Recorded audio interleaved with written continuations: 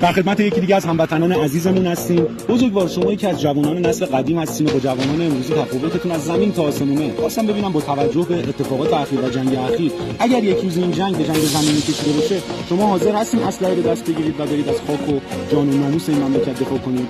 البته که این وظیفه هر ایرانی، هر وطن پرستیه، در طول تاریخ همین بوده.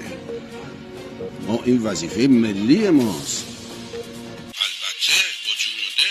یعنی شما اگه همین فردا هم بهتون بگن جنگ بشه، حاضرید برید و دفاع کنید از این مملکت؟ البته اصلا وظیفه ملی، میهنی، ایرانی، وطنی هر ایرانی، فارغ از تمام اعتقادات.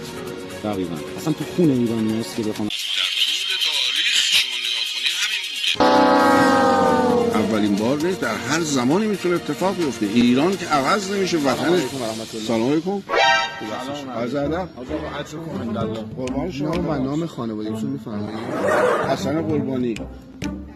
نام پدر؟ محمد الله. خط محل سکونتتون؟ برای چی؟ شما داوطلب شدید برای اعزام به جنگ. من الان 100 تا پرونده باید رسیدگی کنم. اونا رو کی رسیدگی میکنه؟